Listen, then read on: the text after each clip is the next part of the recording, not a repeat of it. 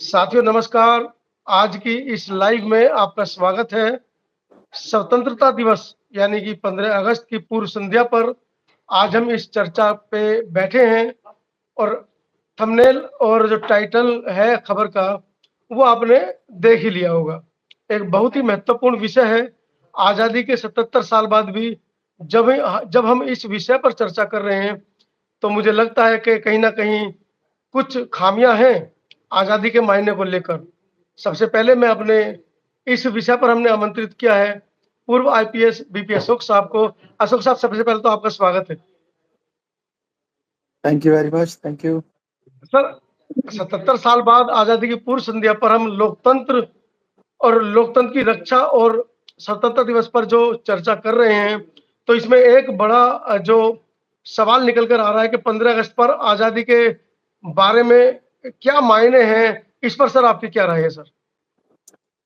देखिए, आज़ादी कोई भी देश क्यों लेता है, उसको हर देश के अंदर ये मालूम था पहले राजतंत्र था या तानाशाही थी या फिर व्यवस्था कुछ नहीं था।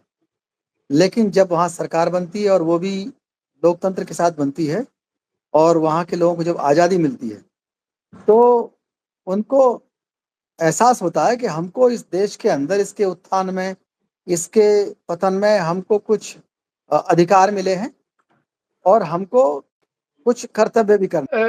जैसा कि संविधान में प्रावधान है कि हमारे देश के जो बच्चे हैं उनको प्रारंभिक शिक्षा जो है फ्री मिलनी चाहिए और केंद्र सरकार ने इसको स्टेट गवर्नमेंट को सौंप दिया है कि स्टेट चाहे तो दे सकता है।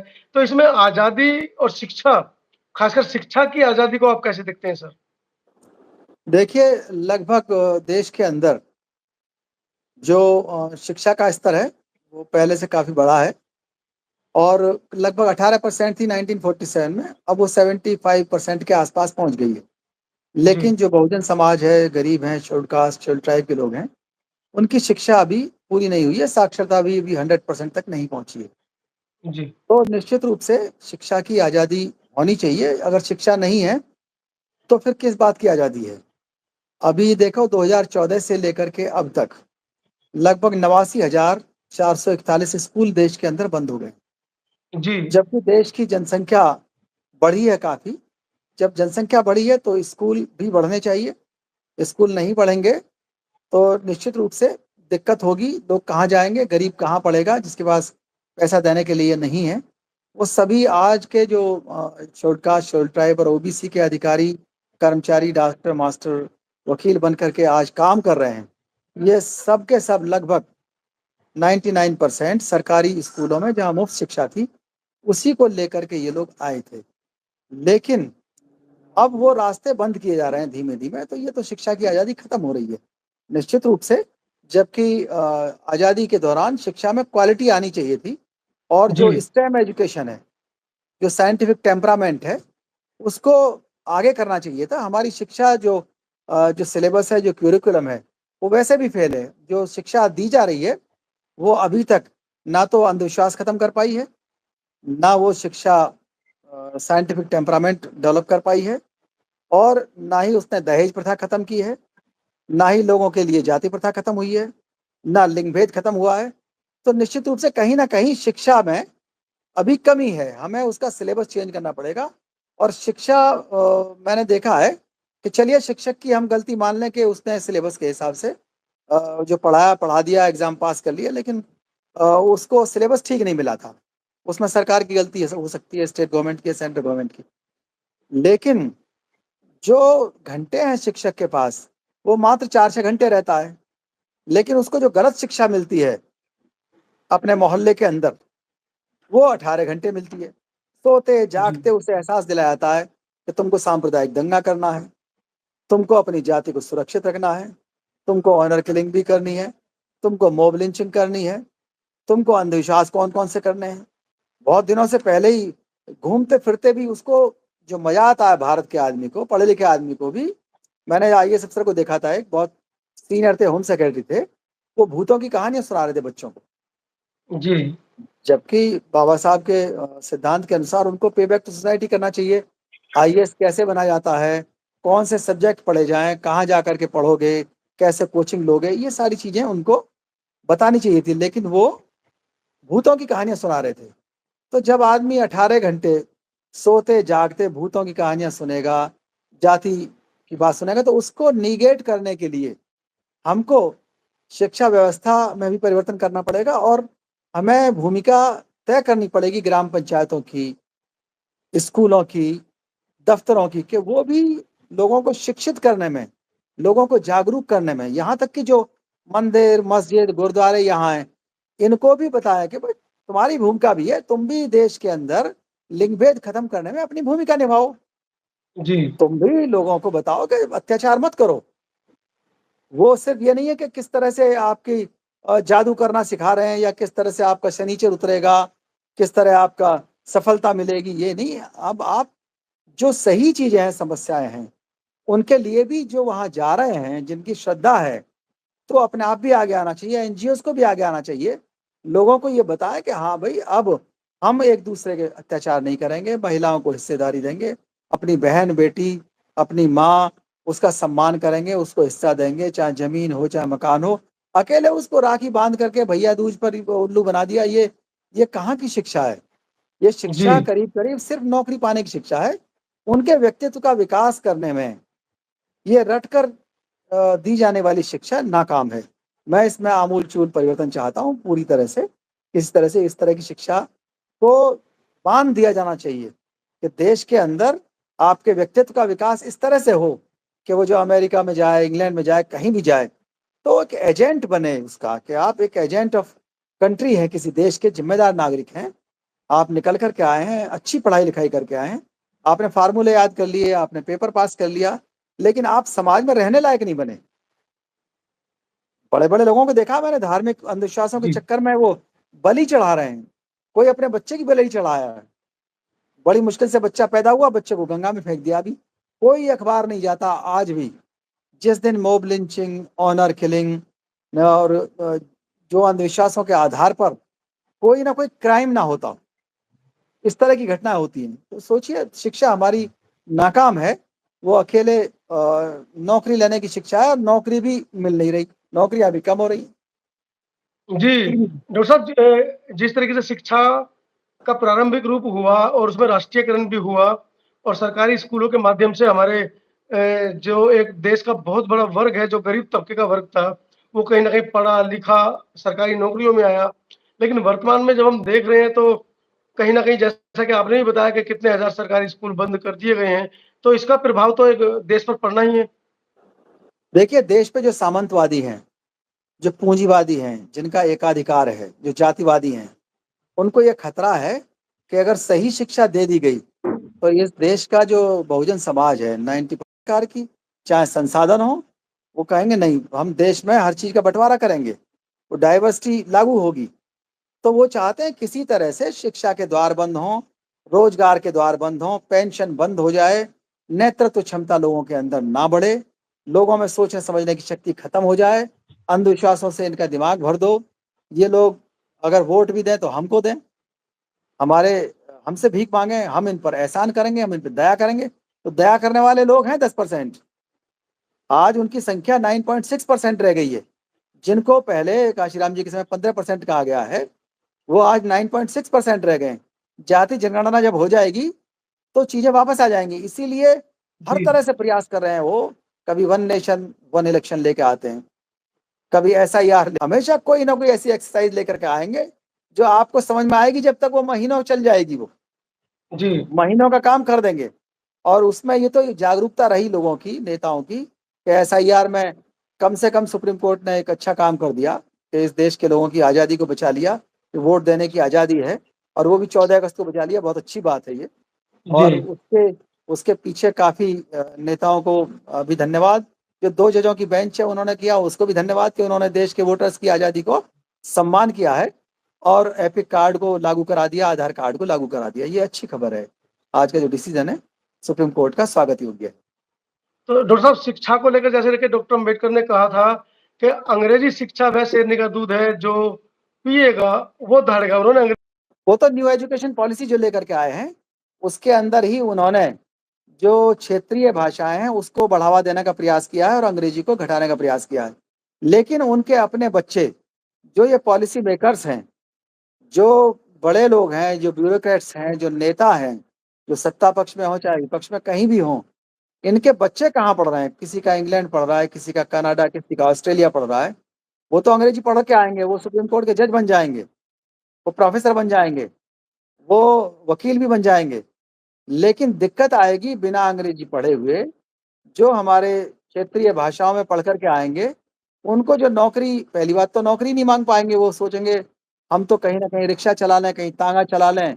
और उन्होंने दूसरी शिक्षा व्यवस्था कर रखी है ना, वो कर्मकार और कौशल योजना चला रखी है, प्रधानमंत्री कौशल योजना, कि चमार चमार का काम सीखेगा, कुम्हार कुम्हार का काम सीखेगा। उसमें वर्ड यूज किया गया है। उसमें जो ट्रेडिशनल फैमिली वर्क है ना, ट्रेडिशनल फैमिली वर्क जिसको आता है उसी को पैसा मिलेगा। वो पैसे के लालच में वो बेचारा जूते बनाना सीखेगा, पैसे के लालच में।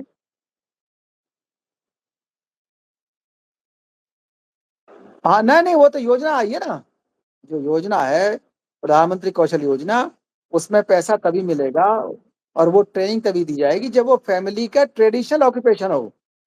वो उस जाति नहीं लिखा है उसमें, लेकिन फैमिली का ट्रेडिशनल ऑक्यूपेशन वही होगा कि जो कुम्हार का बेटा है वो कुम्हार वाला काम सीख ले। तो उनके अपने बेटा जो डॉक्टर मास्टर इंजीनियर बनना चाहता है, आईएएस बनना चाहता है, उसके लिए कंपटीशन कम हो जाएगा ना। 90% लोग तो वहीं ट्रेडिशनल फैमिली वाले काम में चले जाएंगे। उनको तो 8,000 रुपये 6,000 रुपये पे कहीं रखेंगे कॉन्ट्रैक्ट पर, उनसे काम ले लेंगे दिमाग वाला। बाकी जो बचेंगे वो अपना ट्रेडिशनल फैमिली वाले काम सीख लेंगे। तो भिखारी बना के रखना चाहते हैं, एहसान करने को तैयार हैं, भीख देने को तैयार हैं, कर्ज देने को तैयार हैं, पैर पकड़ लो तो ट्रांसफर पोस्टिंग कर देंगे, लेकिन हिस्सेदारी देने को तैयार नहीं है। ऐसी शिक्षा नहीं दे रहे। बिल्कुल आप सही कह रहे हैं। रोजगार के जो अवसर है, अंग्रेजी उसको लगभग लगभग 200-250 गुना बढ़ा देती है। अंग्रेजी शिक्षा के ऊपर आधारित आप पूरे दुनिया के अंदर 200 कंट्रीज के अंदर प्रवेश कर सकते हैं। और अगर वो स्टेम एजुकेशन है, स्टेम एजुकेशन पूरी दुनिया के अंदर पॉपुलर है। स्टेम एजुकेशन का मतलब है साइंस, टेक्नोलॉजी, इंजीनियरिंग, मैथमेटिक्स। उसमें हम जोड़ देते हैं इकोनॉमिक्स, लॉ, ये हम उससे अलग से जोड़ देते हैं। और इंग्लिश की और लॉ की ये एजुकेशन जब जुड़ जाती है तो स्टेमिल एजुकेशन कहलाती है ये।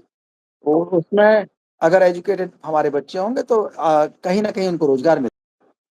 देखिए, जाति का जो कंसेप्ट है ना वो दोहरा है। जाति एक आदमी को तो सम्मान फालतू दिलवाती है, उसे श्रद्धा भी आस्था भी उसके पैर ही पकड़ लेते हैं। दूसरे को अपमानित करती है। तो जिनको अपमानित करती है ये तो उनसे पूछो। जिनको सम्मान मिलता है जाति से वो तो चाहेंगे ही कि जाति बनी रहे। उसके लिए वो शिक्षा भी लेकर आएंगे वैसा ही, रोजगार भी वैसा ही लेकर आएंगे। और इसीलिए वो रिजर्वेशन का विरोध भी करते हैं। इसीलिए वो संसद में भी घुसने के लिए कहीं ना कहीं से किसी ना किसी पार्टी को खरीदेंगे, किसी नेता को खरीदेंगे, कहीं टिकट खरीदेंगे, कहीं वोट खरीदेंगे। उनकी माइक्रो कॉन्स्पिरेसी और मेगा कॉन्स्पिरेसी दोनों चलती रहती है, लगातार हर क्षेत्र में चलती है।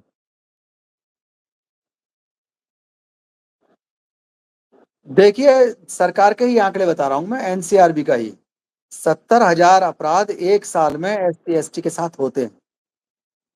जितने अपराध पूरी दुनिया की किसी कौम के ऊपर कहीं भी नहीं होते। ना इतनी आतंकवादी घटनाएं होती हैं, ना इतनी डकैती होती हैं, ना इतने चोरियां होती हैं, ना इतने एक्सीडेंट होते हैं। एक साल के अंदर इतना इतना बड़ा हमारे जो लोग हैं इतना अपमान, इतना अत्याचार झेलते हैं, ये अपने आप में आठवां आश्चर्य है। और ये तो आंकड़े हैं सिर्फ जो सरकारी हैं। इससे ज्यादा बुरी स्थिति 1,000 गुना है। कोई गांव ऐसा नहीं है जिसके अंदर प्रतिदिन जातिवादी घटना ना होती हो। वो भले ही छोटी धारा की हो रही हो या बड़ी बड़ी धारा की हो, लिखी तभी जाती है जब वहां घायल ज्यादा हो गया हो आदमी, या उसमें ज्यादा इन्वॉल्वमेंट हो लोगों का। ऐसी घटनाएं तो लिखी जाती हैं, छोटी मोटी घटनाएं कोई लिखता भी नहीं है। और बहुत से मामलों में समझौता करा दिया जाता है। और उस SC ST एक्ट के खिलाफ कितने लोग रहते हैं, जज उसके खिलाफ लगे रहेंगे, बहुत से आयोग भी लगे रहते हैं उसके खिलाफ। नेता सिफारिश करते हैं, इवन जो रिजर्व सीट से गए नेता हैं और जो रिजर्वेशन लेकर के आए अधिकारी हैं, उनको विवेचना इसलिए दी जाती है SC ST एक्ट की कि उसमें FR लग सके, ताकि वो सेक्शन 4 के अपराधी ना बने, उनके खिलाफ कार्रवाई ना हो। ये माइक्रो कॉन्स्पिरेसी सब लोग नहीं समझते, हम इसको समझते हैं अच्छी तरह से क्योंकि हमने उस पर काम किया। वोटों की आज़ादी खतरे में है, लेकिन एक आज निर्णय हुआ है सुप्रीम कोर्ट का 2 जजेस की बेंच का, उसमें आधार कार्ड को और एपिक कार्ड को शामिल करने के लिए डायरेक्शन दे दिए। जो 11 चीज़ों की वो थी सूची थी, उसमें ये दोनों शामिल नहीं थे, तो कोर्ट ने कह दिया इन दोनों को शामिल करिए, ये एक अच्छा साइन है। लेकिन जो वोटिंग राइट्स के खिलाफ जो षड्यंत्र होते हैं वो करीब 22 जगह पर होते हैं, वोटर लिस्ट बनने में, कैंडिडेट्स खड़ा करने में, यहाँ तक कि आगरा जैसी जगह में जहाँ के ये माना जाता है कि ये शेड्यूल कास्ट की राजधानी है, वहाँ का MP reserve seat reserve community का नहीं है और वो वहाँ एमपी बने हुए हैं। आप सोचिए, वो पहले टूंडला से एमएलए रहे शेड्यूल कास्ट का सर्टिफिकेट लगा करके, और जो न्यायालय में निर्णय पड़े हुए हैं, न्यायालय में निर्णय भी नहीं हो रहे। जाति के बारे में 1 घंटे में जानकारी कर सकता है कोई सिपाही, चला जाएगा वहां ग्राम प्रधान से और वहां के सभासद से पूछ लेगा, और वो जाति गलत नहीं हो सकती, लेकिन उसको पूछने की एक्सरसाइज नहीं की जा रही। और वो पूरा समय उन्होंने पहले टूंडला में बिताया, उसके बाद आगरा में बिता रहे हैं, और कोई कुछ कहने वाला नहीं है, न्यायालय में पड़े हुए हैं मामले। इस तरह के जो वोटिंग राइट्स है उस पर लगातार खतरा है। इसके लिए आवश्यक है 2 चीजें करनी पड़ेंगी। पहली बात तो जो इलेक्शन कमीशन ऑफ इंडिया है उसमें 11 सदस्य होने चाहिए, जिसमें 1 एसटी का हो, 2 एससी के, 5 ओबीसी के और 2 माइनॉरिटी के और 1 सामान्य। तो हाँ, 11 सदस्यों का इलेक्शन कमीशन होना चाहिए।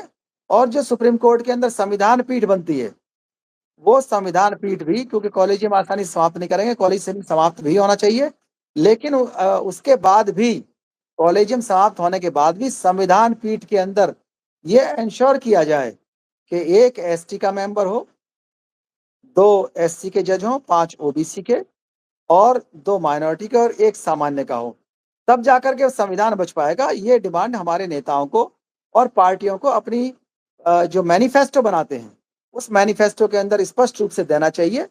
अदरवाइज संविधान भी खतरे में रहेगा, आपके वोटिंग राइट्स भी खतरे में रहेंगे और आपकी अस्मिता भी खतरे में रहेगी।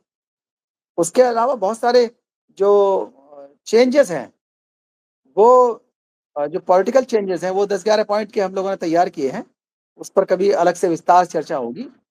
बहुत सी जगह इलेक्शंस डायरेक्ट नहीं है, जैसे जिला पंचायत का इलेक्शन डायरेक्ट होना चाहिए, तो उसमें भी आ जाएगी, अच्छी स्थिति होगी। राज्यसभा में भी रिजर्वेशन मिलना चाहिए एससी को, और ओबीसी को तो लोकसभा में भी नहीं है, ओबीसी को लोकसभा में भी मिलना चाहिए।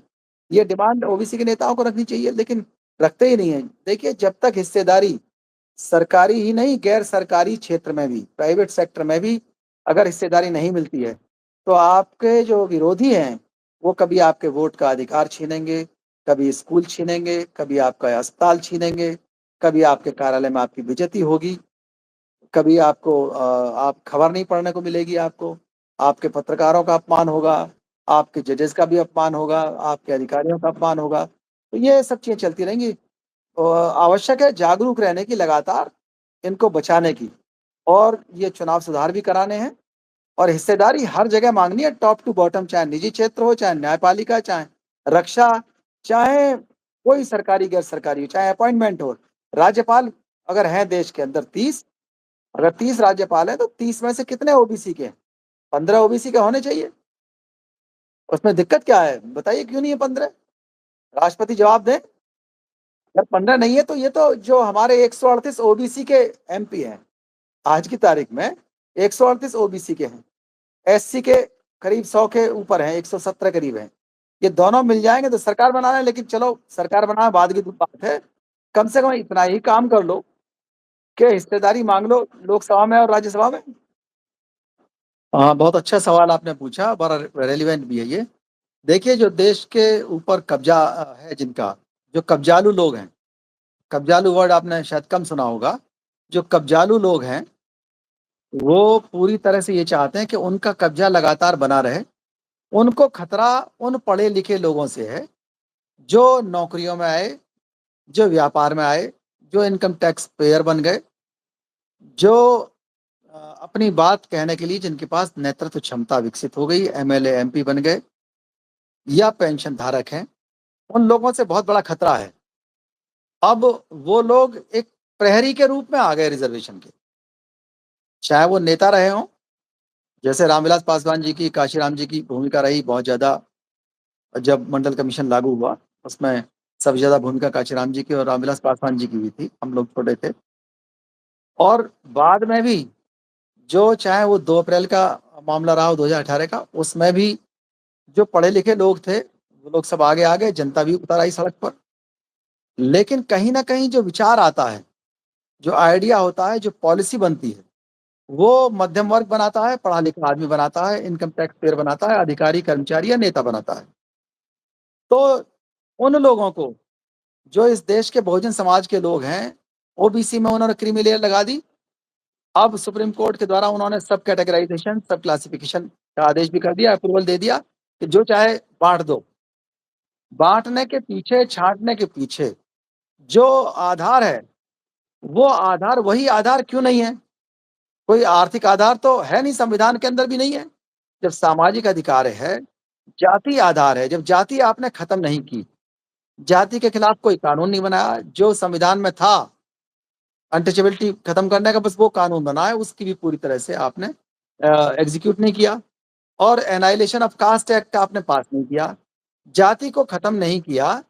तो जाति को कारण जो अधिकार मिला आरक्षण का, वो एक सेफ गार्ड है, वो एक कवच है। आरक्षण, आरक्षण कोई ऐसी चीज नहीं है कि आप कोई दया कर रहे हो, या आपने उसको कोई पावर्टी एलिवेशन की बात कर दी हो, आपने कोई एहसान कर दिया हो, या दूसरे का हिस्सा छीन लिया हो। आरक्षण वो उन्हीं का हिस्सा है। आरक्षण अगर 21% लोग बाग हैं SC ST के, तो ये उनकी जनसंख्या है, ये उनकी जनसंख्या के ऊपर उनको मिल रहा है। इसमें किसी को दिक्कत क्या है? वो अपनी जनसंख्या ज्यादा नहीं ले रहे।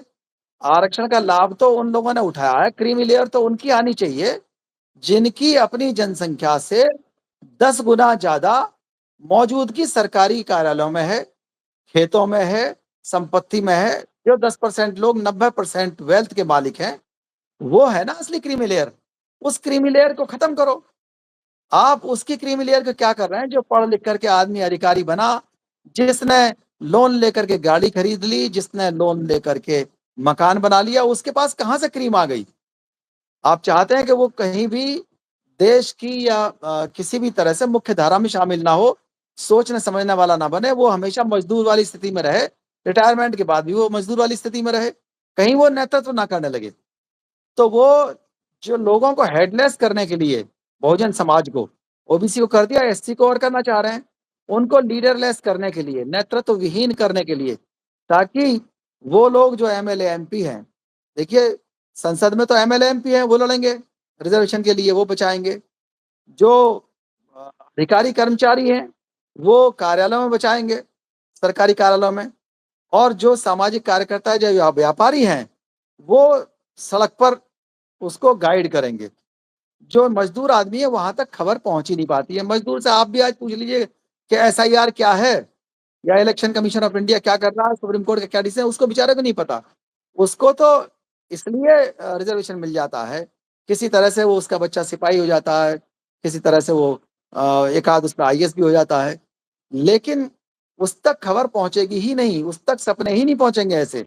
वो ख्वाब देखना ही बंद कर देगा जब क्रीमी लेयर की वजह से उसके बीच उसका चाचा भतीजा कोई भी अधिकारी बन गया है। तो जब उसका खत्म हो जाएगा हिस्सा, तो वो साथ खड़ा नहीं होगा, वो साथ खड़ा नहीं होगा, वो बचाने ही नहीं आएगा। तो उस रिजर्वेशन को खत्म करना 1 मिनट की बात रहेगी, एक डिसीजन कराएंगे और खत्म कर देंगे, क्योंकि उसके लिए कोई लड़ने वाला नहीं होगा। ओबीसी में आपको आज मंडल कमीशन के खिलाफ आवाज, कोई भी मंडल कमीशन के फेवर की आवाज कोई नहीं देता।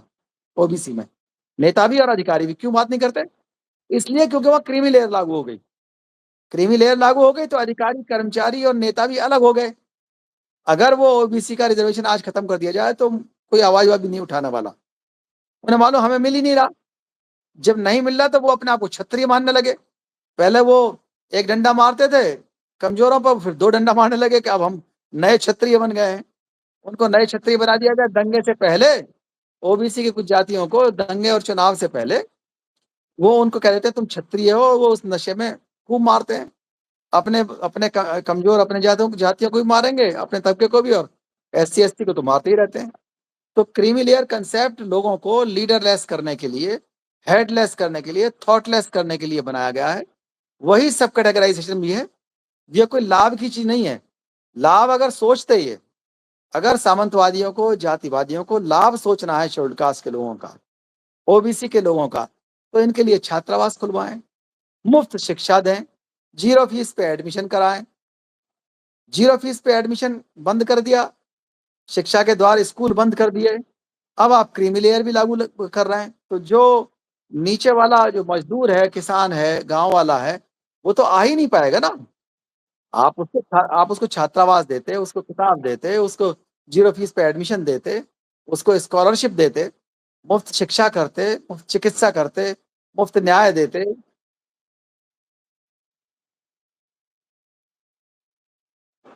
ना ये मालूम है ना, अधिकार नहीं, एहसान करना चाहते हैं बस। जो उनके पैर पकड़ लेगा, जो उनके अंधविश्वासों का झंडा उठाएगा, उनको कुछ ना कुछ उधार दे देंगे, झूठन दे देंगे,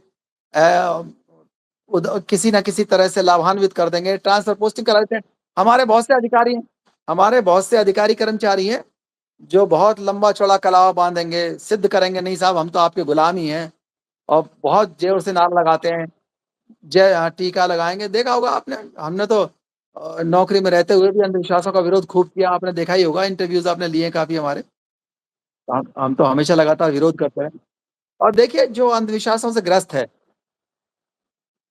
सांस्कृतिक गुलाम जो है वो कभी राजनीतिक शासक नहीं बन सकता। और जो सांस्कृतिक गुलाम है उसके बस की भी नहीं है कि वो रिजर्वेशन बचा ले। रिजर्वेशन बचाएगा तो मध्यम वर्ग ही बचाएगा, जिसको उसकी उसके बारे में चिंता है। अब कितनों को पता होगा मंडल कमीशन के बारे में? ओबीसी के लोगों को पता नहीं है। अधिकारियों में मैं इस बात का दावा देता हूं कि पूरे मंडल कमीशन की रिपोर्ट बहुत कम लोगों को पता होगी, उनमें से मैं एक हूं जिसको कंठस्थ है मंडल कमीशन रिपोर्ट, क्योंकि मुझे चिंता है ओबीसी की। ओबीसी ओबीसी को अगर हिस्सा मिल जाएगा तो इस देश के माइनॉरिटीज को भी हिस्सा मिल जाएगा, और हमारे रिजर्वेशन पर भी खतरा नहीं रहेगा। फिर इतनी जनसंख्या हो जाएगी कि वो अपने आप में एक समतामूलक समाज बनाना आसान हो जाएगा। हमारा जो रिजर्वेशन इन प्रमोशन छिना, वो इसलिए छिना कि ओबीसी को रिजर्वेशन इन प्रमोशन नहीं मिला था। अगर ओबीसी को रिजर्वेशन इन प्रमोशन मिल गया होता, ये बीएसपी के टाइम में भी, सपा के टाइम में भी दो गलतियां हुई कि इन लोगों ने मंडल कमीशन रिपोर्ट को नहीं पढ़ा। मंडल कमीशन में reservation in promotion to OBC लिखा हुआ है, जो माना जाना चाहिए था। वो जब रिजर्वेशन इन प्रमोशन एससी को दिया था, उस समय ओबीसी को भी अगर मिल जाता तो किसी की हिम्मत नहीं होती। वो कानून जो 51 पर, जो 50% से ऊपर लोगों को लाभान्वित करता है, वो कानून खत्म नहीं होता। लेकिन क्योंकि 20-21% लोगों को लाभ मिला था इसका, और वो भी मिला नहीं था, 1-8% लोग प्रमोशन हो पाए थे, तो वो खत्म हो गया। और अब अगर ये आएगा भी, जो तभी आएगा जब एससी ओबीसी सबको मिलेगा, महिलाओं को मिलेगा रिजर्वेशन। और रिजर्वेशन प्रमोशन वर्ड ही गलत है। सही मायने में ये प्रोन्नति का बैकलॉग है, प्रमोशन बैकलॉग। हम अपने हिस्से में जो अपना हमारा अधिकार है उसमें ऊपर बढ़ते थे। ये रिजर्वेशन इन प्रमोशन नहीं है, ये प्रमोशन का बैकलॉग है। बिल्कुल, बहुत बहुत धन्यवाद अंतानी जी, बहुत धन्यवाद, थैंक यू वेरी मच। सभी लोगों को, जो लोग देख रहे हैं, उनको मेरी तरफ से नमो बुद्धाय, जय भीम, जय भारत, और 15 अगस्त की बधाई।